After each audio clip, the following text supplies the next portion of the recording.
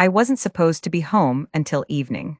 A patient had canceled at my wellness studio, so I drove home early, humming along to the radio and feeling grateful for unexpected quiet time.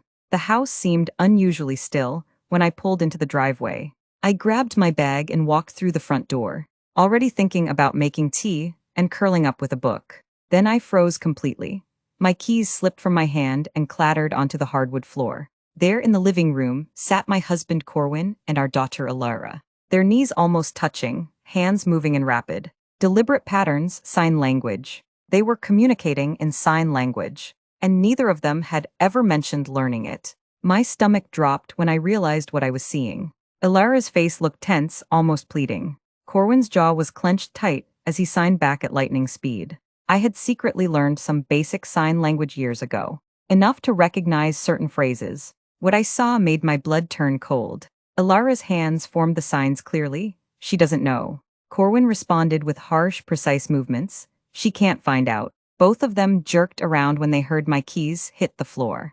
Alara went completely pale, her hands dropping to her lap. Corwin's face flushed red, and he stood up quickly, nearly knocking over the coffee table. The silence in the room felt thick and dangerous, like something living and breathing between us. I felt betrayal bloom cold in my chest, spreading through my ribs like frost, but I forced myself to smile, keeping my voice calm and steady. Why would I not be allowed to find out something?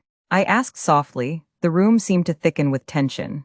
Alara grabbed Corwin's arm as if begging him not to speak, but he pulled away from her roughly. His mouth opened, then closed, then opened again. He looked like someone who had forgotten how regular speech worked. I wasn't expecting you home. He finally managed. We were just practicing. The lie was so obvious it almost made me laugh. Alara shook her head frantically at him, tears filling her eyes. She wasn't scared of me.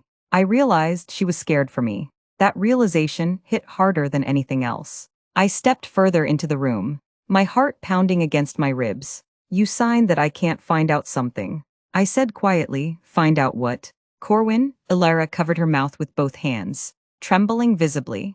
Corwin moved between us like a physical barrier, his body language protective but also threatening. For the first time in our 40 years of marriage, he looked at me not like a partner, but like an obstacle to overcome.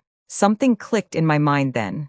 The way his fingers had moved, sharp and confident and practiced, told me this wasn't new. He had been learning sign language for months, maybe longer, months of secret lessons with our daughter, conducted entirely behind my back. The betrayal cut deeper than I expected. Alara suddenly signed something quick that Corwin didn't catch. But I did. She deserves to know. My breath caught in my throat. Know what? What were they hiding so desperately that they needed a silent language to discuss it? I took another step forward, and Corwin mirrored my movement. Blocking me again, his phone buzzed on the coffee table, and the sound seemed unnaturally loud in the tense silence. Corwin lunged for his phone, moving too quickly and too desperately. I saw the screen light up before he could grab it. A text message preview glowed there. Are you alone? Can we talk in sign tonight? She's getting suspicious. The sender was listed only as initials.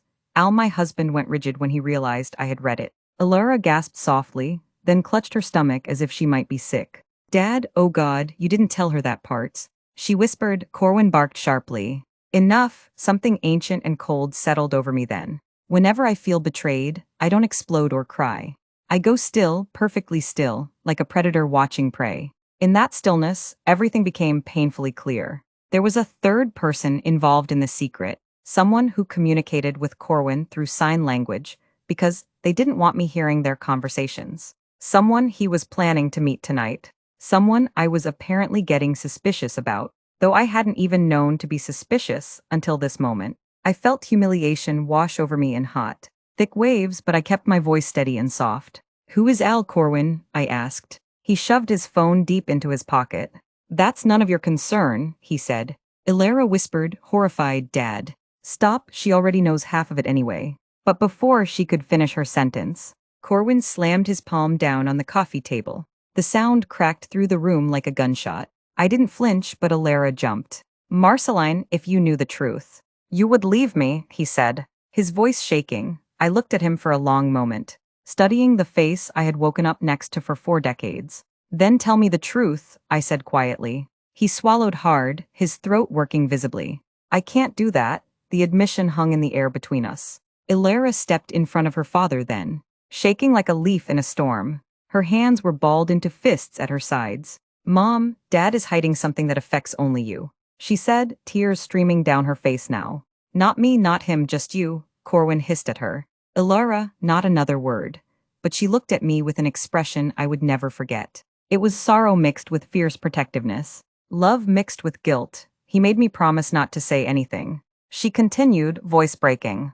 But I can't watch you be lied to anymore. Corwin grabbed Ilara's arm, but she yanked it away from him violently. Mom, the sign language wasn't just for secrecy, she said, speaking faster now. It was for when everything falls apart. My breath faltered in my chest. When what falls apart? I asked. She opened her mouth to answer, but Corwin shouted, that's enough. The sound was so loud and so violent that both Ilara and I went silent. The kind of silence that physically hurts, pressing down on your chest and making it hard to breathe. I turned slowly to face my husband. Corwin, what exactly is about to fall apart? I asked, keeping my voice level. He didn't speak, he didn't need to. Because something in his eyes told me everything. Fear, guilt, desperation, all mixed together. Whatever secret he was keeping. It was worse than anything I could imagine. Ilara stepped closer to me, positioning herself protectively between me and her father. Mom, she whispered shakily. You need to sit down for what comes next. I felt my legs go weak, but I refused to sit. I needed to stay standing, stay strong, stay in control, because I suddenly understood something important. This wasn't just about a secret. This was about my entire life being built on lies. Ilara guided me to the dining chair anyway, her fingers ice cold against mine. She pulled a folded document from her jacket pocket, something she had clearly been carrying for days, maybe weeks, waiting for the right moment. Corwin lunged toward her, desperation written across his face. Ilara, no, don't do this.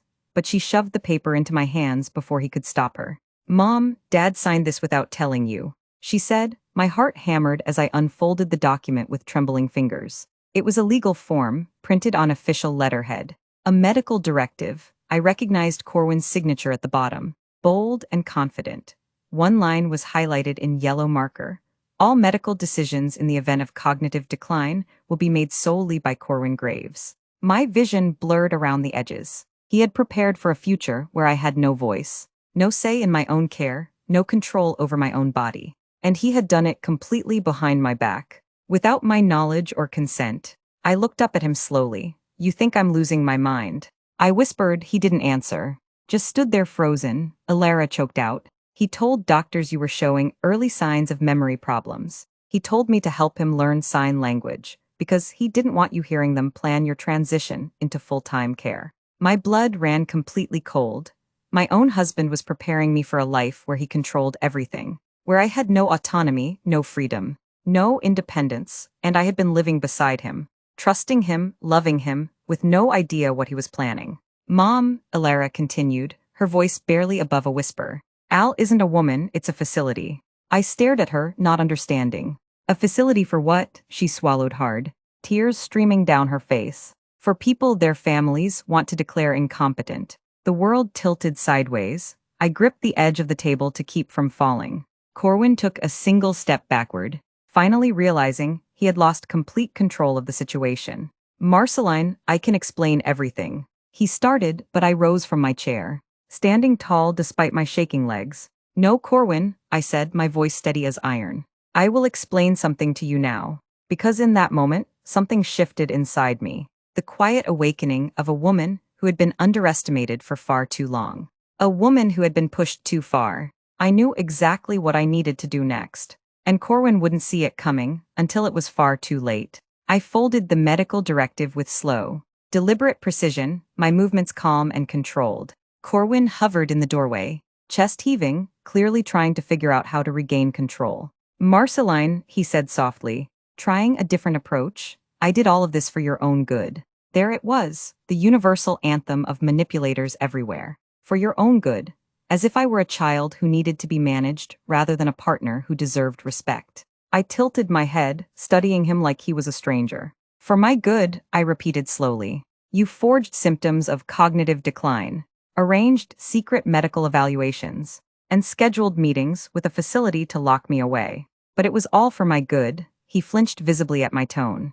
I could see cracks forming in his composure, fear rising behind his eyes like water. But I didn't yell or break down. Women like me don't fall apart when we're betrayed. We simply become dangerous. I turned to Alara calmly. Sweetheart, hand me your phone. Corwin stiffened immediately. Why do you need her phone? I smiled. And it must have been a terrible smile, because he actually took a step back. Because if you've been hiding things from me for months, I think it's time I start discovering things for myself.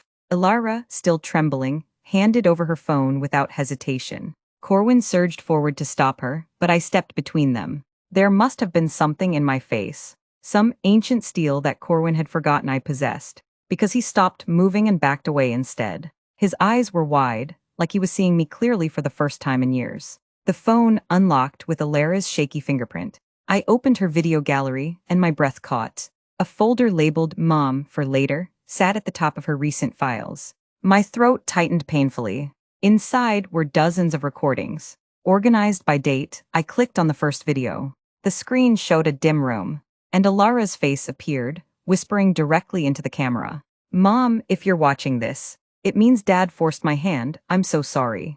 Then she turned the camera around. The footage showed Corwin sitting in what looked like a doctor's office, speaking with a woman in a white medical coat. The doctor asked, Mr. Graves, can you explain the symptoms your wife is displaying? Corwin replied smoothly and confidently. She's becoming forgetful and disoriented. I've caught her repeating the same questions multiple times. She misplaces essential items constantly. She gets emotional for absolutely no reason. Every single word was a lie, complete fabrication.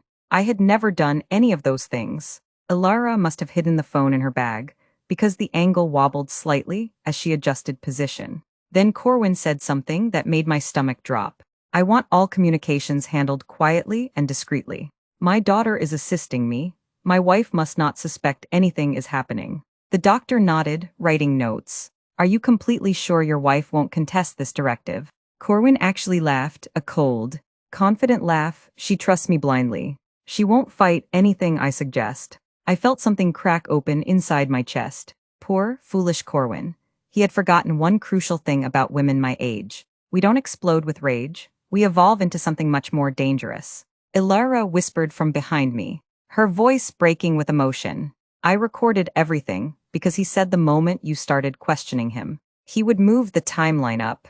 I turned to Corwin, who now looked like a man standing trial before a judge. A judge he had created himself through his own lies and manipulation. His face had gone pale, all the color draining away. Marceline, please, you have to understand. He started, but I held up one hand. Silencing him, I understand perfectly. I said quietly, you manufactured an illness that didn't exist. You conspired with medical professionals to create false documentation. You planned to have me institutionalized against my will. I understand everything now. Ilara broke down then, covering her face with both hands. Mom, he moved the timeline up. She sobbed, it's happening this week. My breath caught sharply, this week. I repeated, Corwin snapped Ilara. Stop talking right now, but she spun toward him, eyes blazing through her tears. You told me she had at least 2 years left before anything would happen. And now suddenly it's this week. You're completely insane, he turned to me. Desperation written across every feature. Marceline, please, don't listen to her. She's exaggerating and misunderstanding. But I felt a strange, cold calm flood through me. This week, I murmured thoughtfully. How efficient of you, Corwin. He clenched his fists at his sides. It isn't like that at all. Oh. It's exactly like that, I said. I walked slowly to my purse, and he stiffened as if expecting me to pull out a weapon. The weapon I retrieved was far more dangerous than anything physical. My reading glasses. I put them on with deliberate precision and said calmly, Ilara, call the doctor who signed this medical directive. Both of them froze completely. Ilara whispered, Mom, why? I smiled. And it was not a kind smile. Because before I destroy your father completely, I want every professional who touched this conspiracy to understand what's coming for them. Corwin went deathly pale. Marceline. Marcy, please listen to me. But I no longer responded to his voice. Not as a wife, not as a victim. Only as a strategist planning her next move. The phone rang on speaker. A woman answered with a smooth, polished voice. "This is Dr. Adele Lockridge speaking." Al, the initials from the mysterious text message. "Dr. Lockridge," I said, my voice perfectly calm. "This is Marceline Graves." The silence that followed was dangerous and thick. "Ah, Mrs. Graves," she finally said. "I wasn't expecting to hear from you directly." "No, I'm quite sure you weren't," I replied. "I'd like to ask about the medical evaluation you performed on me." More tense silence. "I'm not certain what you mean," she said carefully. I smiled coldly. "The evaluation you supposedly conducted to declare me cognitively compromised." Ilara whispered, "Mom." Dr. Lockridge stuttered slightly. "Well, Mr. Graves informed me of certain concerns." "Ah," I interrupted.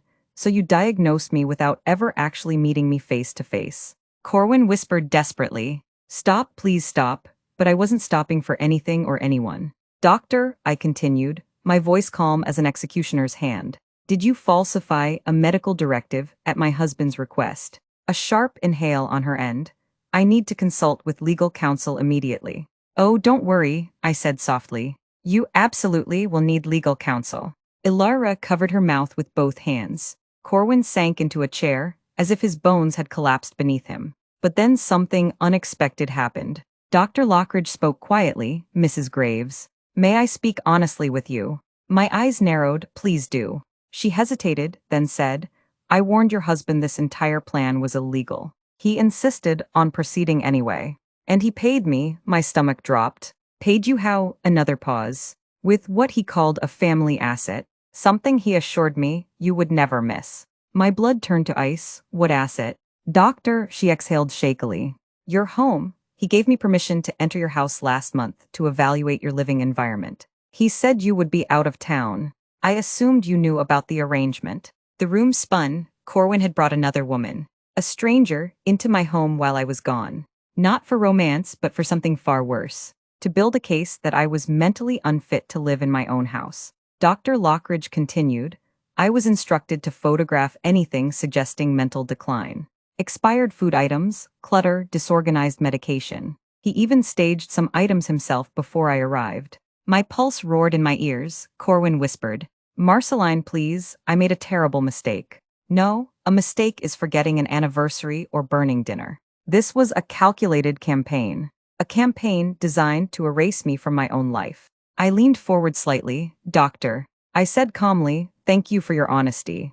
"I'm truly sorry, Mrs. Graves," she said quietly. I ended the call. The silence in the room was deafening. Then I turned slowly to face Corwin. "Stand up," I said quietly. He did, because something in my voice left absolutely no room for refusal. I stepped toward him, feeling no fear, only cold determination. "Corwin Graves," I whispered, "I am going to take back everything you tried to steal from me." His eyes widened in genuine fear. "But first," I continued, leaning in close enough that he could feel my breath, "I am going to make you confess everything." He swallowed hard, and in that moment, I knew I had already won. Because the man who had tried to control me had forgotten the most important thing. I was smarter than he ever gave me credit for, stronger than he realized, more dangerous than he imagined. And I was just getting started. Ilara watched me with something like awe in her expression. "Mom, what are you going to do?" I straightened, adjusting my glasses. "I'm going to dismantle him piece by piece. Legally, publicly, completely." Corwin sat back down heavily, looking like a man awaiting sentencing. He should have been more afraid. I placed the medical directive on the table between us with deliberate care. "Corwin," I said, "you're going to sit here and tell me the complete truth behind every decision you made." He opened his mouth to speak. I raised one hand, stopping him. "No lies, no excuses, no manipulation. Just the truth." He sat defeated. Ilara hovered behind me, arms wrapped around herself protectively. She wanted to shield me, but she also needed to hear what had been hidden in darkness. "Start with the reason," I said softly. "Why did you want to have me institutionalized?" Corwin rubbed his face roughly, elbows on the table. "I wasn't trying to get rid of you permanently. I was trying to protect our family." A harsh, humorless laugh escaped me. "Protect us from what exactly?" He hesitated far too long. Ilara whispered, "Dad, please tell her," finally. He forced the words out. "I found something. Something that made me think you were planning to leave me. And take everything we built together." I blinked in genuine confusion. Leave? Why would I leave you? He swallowed hard. Because of what I found in your personal safe. My world tilted dangerously. My safe. He nodded. You weren't supposed to know I opened it. Oh, Corwin. He had reached for a weapon he didn't know how to wield properly. What did you find in my safe? I asked, keeping my voice level. He stared at the table surface. Documents, papers, letters. They told me everything I needed to know. Ilara frowned deeply. Letters. What letters? He looked up at me. And for the first time, his expression showed genuine terror instead of anger. Letters you wrote to a divorce lawyer. Letters discussing separation proceedings. Splitting assets, preparing to leave me. Ilara shot me a shocked look. Mom, but you never mentioned anything about divorce. I didn't write any such letters. I said immediately, my voice rock steady. Corwin whispered, they were typed and signed with your name. Corwin, I said slowly, you've known me for 40 years. Do you honestly think I would type something that important? I handwrite everything personal. His breath caught visibly. You always have done that. Yes, and the signature, I pressed. Was it my actual handwriting, or that digital copy you keep from our tax filings? He flinched hard. The digital copy from the tax files. I stepped closer. So someone printed fake letters using my stolen digital signature and planted them in my safe. Corwin stared at the floor like a man, finally understanding the depth of his mistake. Who had access to our safe? Ilara asked the crucial question. Only 3 people had that access. My husband, my daughter, and myself. But then I remembered something from weeks ago. Something I had almost forgotten in all the chaos. Corwin had insisted on fixing the safe's loose hinge one afternoon when I was out running errands. I hadn't questioned it at the time. Oh, Corwin, I whispered, you planted those letters yourself. Didn't you? He shook his head violently. No, I swear I didn't plant them. Then who did? I challenged. He pressed both hands over his face. I don't know for certain, liar. I could always tell when he was lying. The small tells, the way his left eye twitched slightly. Ilara whispered urgently, Dad, tell her the truth right now. Corwin looked up, completely defeated. There was someone else involved in the planning. My stomach clenched painfully. Another person? I had thought Al was the only outside connection. But clearly I was wrong, Corwin whispered. Barely audible, someone who wanted you out of the picture, even more desperately than I did. My pulse hammered in my ears. Who? I demanded, my voice dropping dangerously low. He finally forced out the name. Your sister, Rowan, Ilara gasped loudly, her hand flying to her mouth. I felt the entire room spin violently for a moment. My own sister, Rowan Gale, the woman who hadn't spoken to me properly in years except for obligatory holiday gatherings. What does Rowan have to do with any of this? I whispered. Corwin exhaled shakily. She came to me months ago. She told me you were planning to leave me. That you had already consulted a lawyer. That you were going to split our assets and disappear. Ilara glared at him with pure disgust. Dad, you believed Rowan over Mom. Corwin's voice cracked. She showed me the letters. She said she found them accidentally, when you supposedly left your safe open one day. I laughed, a bitter sound. My safe has a digital lock. Corwin, it closes and locks automatically every single time. Rowan's story makes absolutely no sense. He knew that, he had known it all along. But guilt and fear are powerful puppets that can make people believe impossible things. She told me you didn't love me anymore. He whispered, and you believed her. After 4 decades of marriage. He didn't answer, just sat there looking broken.